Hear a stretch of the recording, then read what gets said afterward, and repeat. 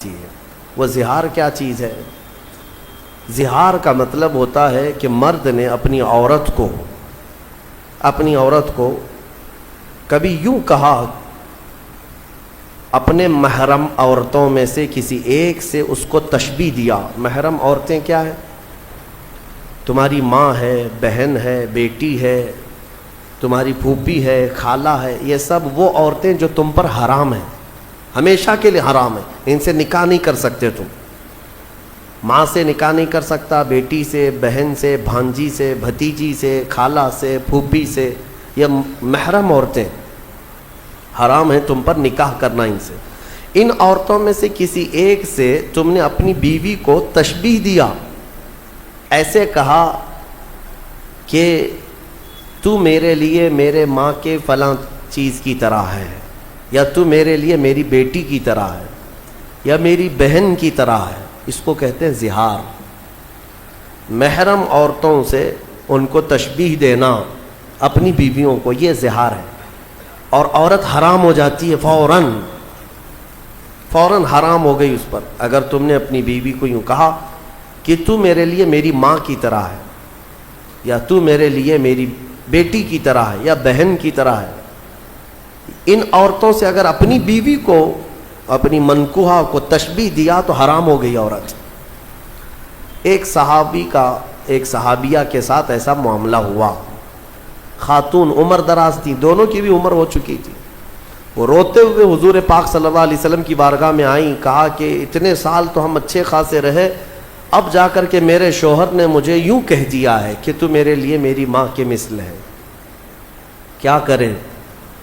تو وہ آ کر کے حضور پاک صلی اللہ علیہ وسلم کی بارگاہ میں بار بار سوال کر رہی تھی، تو رسول کریم صلی اللہ تعالیٰ علیہ وسلم وحی کے اترنے کے انتظار میں تھے کہ اللہ تعالیٰ اس کا حکم کیا فرمائے گا۔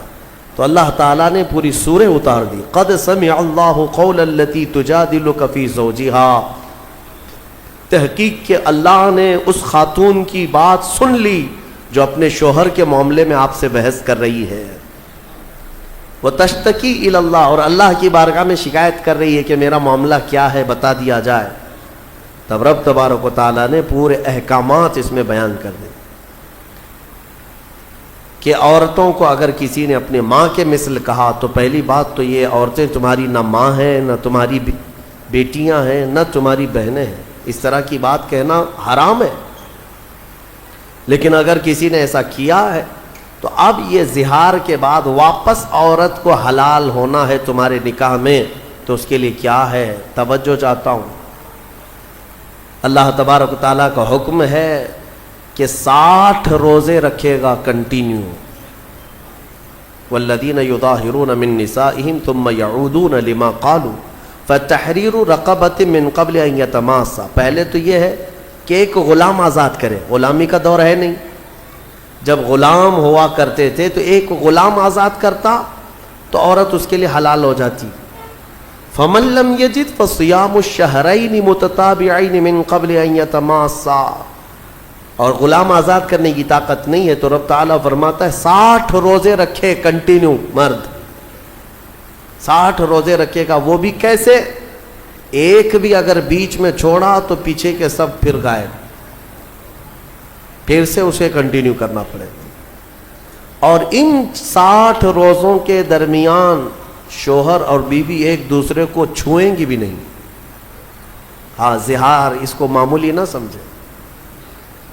اور پھر اگر اس کی بھی طاقت نہیں ہے، فَمَن لَّمْ يَسْتَطِعْ فَإِطْعَامُ 60 مسکینہ، اللہ نے فرمایا 60 روزے رکھنے کی اگر کنٹینیو طاقت نہیں ہے تو پھر 60 مسکینوں کو کھانا کھلائے، اس کے بعد پھر عورت حلال ہوگی۔ تو یہ زہار کے مسئلے جاننا چاہیے، اس طرح اپنی بیویوں کو مخاطب نہ کیا جائے، ارے میری ماں کی طرح ہے تو، میری بہن کی طرح ہے تو، میری بھانجی کی طرح ہے، پھوپھی کی طرح ہے، خالہ کی طرح ہے۔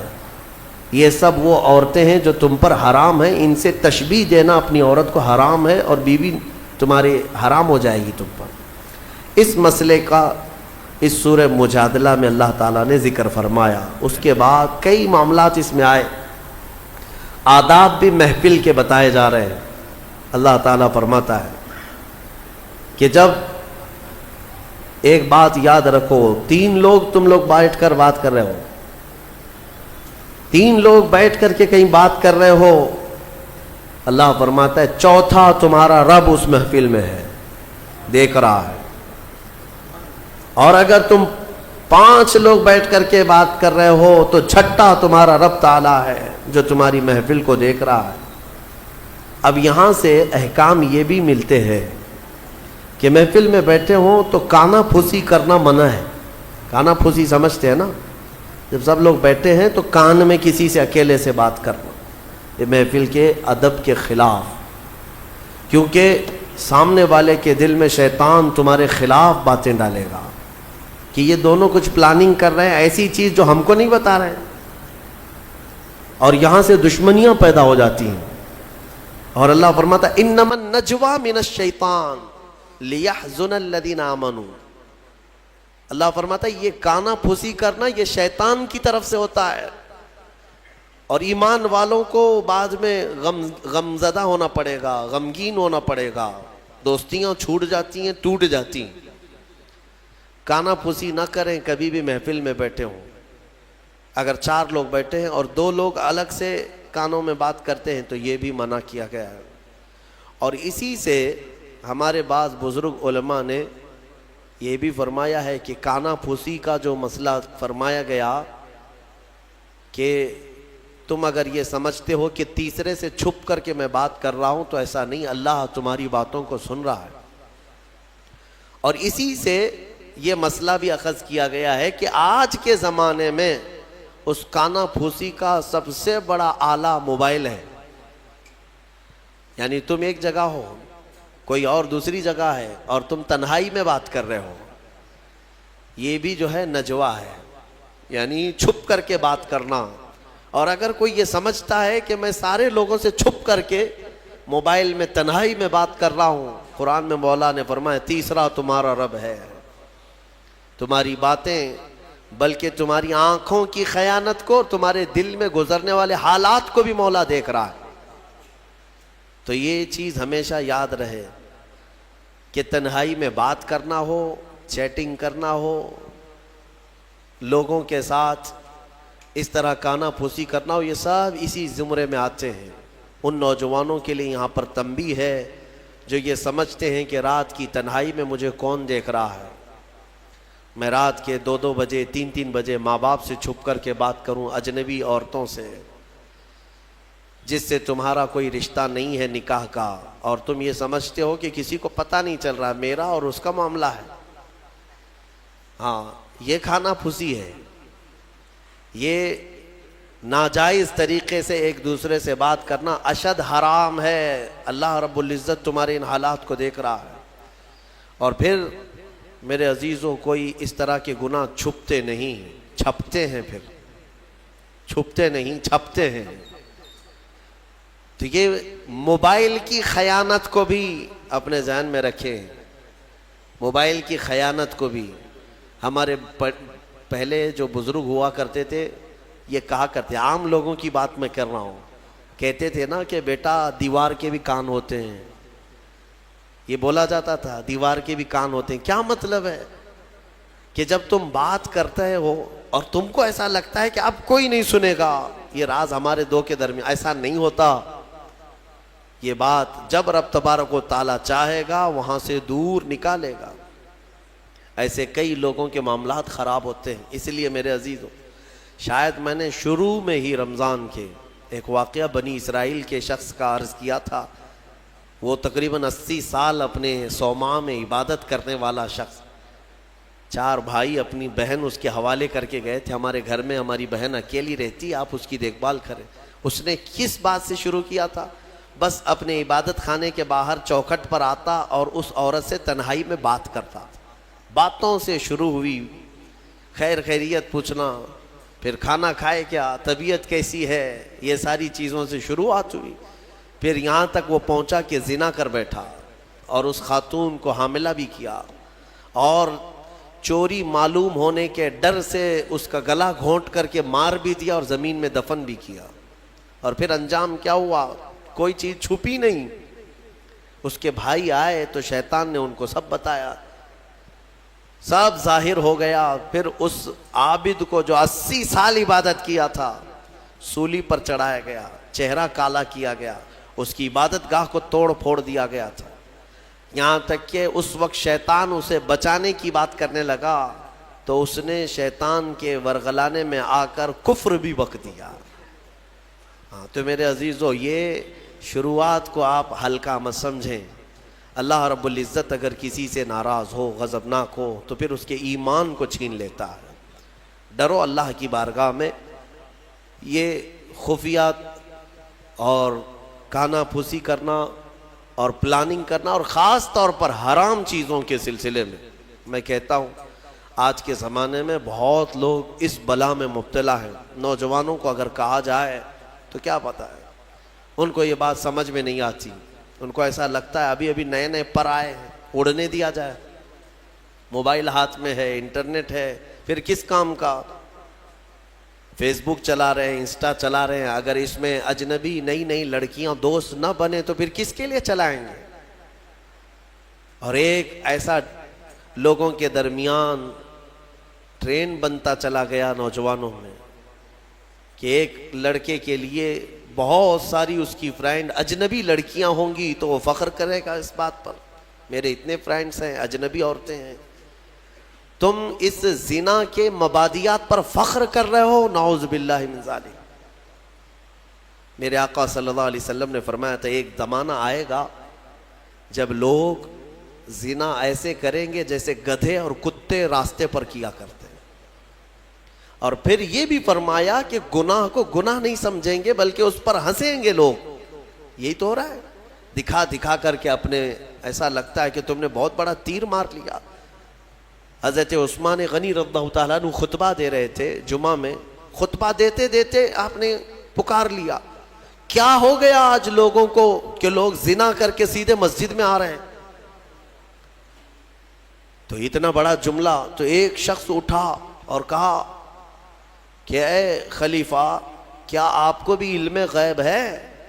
آپ یہ بات کیسے کہنے لگ گئے؟ تو جس نے سوال کیا تھا نا، تو حضرت عثمان غنی نے اسی سے کہا، کیا تو گھر سے نکل کر کے فلاں گھر کی عورت کا پیچھا نہیں کر رہا تھا؟ اور وہ جہاں جاتی رہی اس کے پیچھے پیچھے چلتا رہا، اس کے چال چلن کے نقشے دیکھتا رہا، اور اس کے پردے ہٹنے کا انتظار کرتا رہا، اور اس کے چہرے کو اور اس کو شہوت سے نہیں دیکھا؟ وہ شرمندہ ہو گیا، پانی پانی ہو گیا کہ نماز میں آنے سے پہلے تو وہی کر کے آیا تھا۔ تو حضرت عثمان نے فرمایا، کیا تم نے رسول اللہ سے یہ بات نہیں سنی کہ زنا صرف اور صرف ایک نہیں ہے جو شرمگاہ کا ہے، بلکہ حضور نے فرمایا آنکھیں بھی زنا کرتی ہیں۔ میرے عزیزوں، ان چیزوں سے بچو۔ میں بچوں سے کہتا ہوں، نوجوانوں سے، ان خرافات میں جی کر کے تم حوران جنت کو قربان کیوں کر رہے ہو؟ تم مومن ہو، تم مسلمان ہو، تمہارے لیے یہ گھٹیا قسم کی زندگی نہیں دی گئی ہے۔ تم کفار و مشرکین اور یہ ماڈرن قسم کے لوگوں کو فالو کرنے جاتے ہو، ان کو فلموں میں دیکھ رہے ہو، ان کو سیریلز میں دیکھ رہے ہو، اور ان کو جس طرح سے کرتے، جہنمیوں کو دیکھ کر کے تم فالو کرنے جا رہے ہو۔ تم امانت ہو میرے مصطفیٰ کی، تمہیں تو دیکھنا چاہیے تھا خالد بن ولید کو، تمہیں دیکھنا چاہیے تھا حیدر کرار کو، رضوان اللہ تعالی علیہ مجمعین۔ ان کی پیروی کرتے ہوئے ہوگا کیا؟ آپ کو میں بارہا کہتا ہوں، آج دنیا ننگا بنا کر کے لوگوں کو کہہ رہی فیشن ہے، ننگے ہو رہے، کپڑے پھاڑ کر کے پہنو، فیشن ہے۔ مرد کو جو ہے بالیاں پہنا دیں، نتنی پہنا دیں، چوڑیاں بھی پہنا دیں، بچا کچھ بھی نہیں ہے، اور وہ فیشن ہے۔ چوٹی بھی رکھ لیا، بالیاں بھی پہن لیا، نتنی بھی پہن لیا، چوڑیاں بھی پہن لیا، اور اس کے بعد وہ فیشنیبل آدمی ہے، فیشن ہے۔ اور عورت کو بیب کٹ ہے، اس کے بال ہی مڈا دو، اس کی ساری چیزیں، اور اس کو بالکل پینٹ شرٹ پر لے کر آؤ کہ پتہ ہی نہ چلے کہ بابا ہے کہ بیبی ہے، پتہ نہ چلے۔ اور اس چیز کو تم سمجھ رہے ہو کہ یہ فیشن ہے۔ اور اگر کپڑے پھاڑ کر پہننا، چھوٹے کپڑے پہننا، میں بارہا اس جملے کو کہتا ہوں عورتیں یہ سمجھتی ہیں کہ شارٹس پہننا، بہت کم کپڑے پہننا یہ فیشن کی علامت ہے، تو بھینس تو سب سے زیادہ فیشنیبل ہے، وہ تو کچھ بھی نہیں پہنتی. گائے یہ سب تو بہت فیشنیبل ہے کہ کچھ نہیں پہنتی. اگر ننگا ہونا ہی فیشن ہے تو جانور اچھا فیشن کرتے ہیں. تم کو اندازہ بھی نہیں، یہ جانوروں کی زندگی پر تمہیں لایا جا رہا ہے، تم فیشن کہہ رہے ہو اس کو. انسان وہ ہے کہ زمین پر چلے تو شرم و حیا کا پیکر بن کر کے چلے. میرے عزیزو، یہاں پر یہ جو نجوہ کی بات آئی اس کو میں آپ کے سامنے رکھا، اور مجلس کے آداب اللہ تعالیٰ فرماتا ہے وَإِذَا قِيلَ لَكُمْ تَفَسَّحُوا فِي الْمَجَالِسِ فَافْسَحُوا يَفْسَحِ اللَّهُ لَكُمْ. جب تم سے کہا جائے مجلس میں کسی آئے ہوئے مومن بھائی کے لیے جگہ دے دو تو جگہ دے دیا کرو. اللہ فرما رہا ہے کوئی بعد میں آیا محفل میں تو جگہ دینے کے لیے اگر تم سے کہا جائے تو جگہ دے دو. کیا ہوگا؟ اللہ تمہارے دل کو کشادہ فرمائے گا. یہ نہیں ہے کہ ادھر بھی چوڑے ہو جاؤ ادھر بھی چوڑے ہو جاؤ، آنے کی جگہ ہی نہ تھے. لیکن مومنین کی جماعت میں ہوا کرتا ہے کہ الحمدللہ ہم سمٹ کر کے بیٹھتے ہیں اور آنے والوں کو جگہ دیا کرتے ہیں. یہ میرے آقا کی محفل کے آداب تھے. صحابہ یہی کیا کرتے تھے، ہر ایک کو بیٹھنے کی جگہ مل جائے. اور آنے والے کے لیے یہ آداب سمجھ لو کہ تم لیٹ سے آئے تو سب کی گردنیں پھلان پھلان کر کے آگے آنا یہ بھی ناجائز ہے. ہاں، تم کو جہاں جگہ ملی وہاں بیٹھ جاؤ. یہ نہیں کہ سب کے کندھے ایک ادھر ایک ادھر کرتا کرتا آیا. جمعہ کے دن اکثر یہ دیکھا جاتا ہے مسجدیں بھری رہتی ہیں، پھر بھی لیٹ سے آئے نواب صاحب اور سب کی صفیں چیرتے چیرتے آگے آ رہے ہیں. ان کو پہلی صف کا ثواب چاہیے. ہاں، سو کر کے اٹھ کر کے ابھی غسل کر کے آئے اور پہلی صف کا ثواب چاہیے جب خطبہ ہو رہا ہو. ان کو پتہ ہی نہیں ہے گردنیں چیر کر کے پہلی صف میں آنے والے کے لیے میرے آقا نے کیا فرمایا. حضور پاک صلی اللہ علیہ وسلم فرماتے ہیں جو اس طرح گردنیں پھلان پھلان کر کے مسجد میں آگے آتا ہے کل قیامت کے دن وہ اسی طرح اچھلتے اچھلتے دوزخ میں جائے گا. اسی طرح سے کودتے کودتے وہ جہنم میں جائے گا. یہ اتنی بڑی وعید ہے یہ.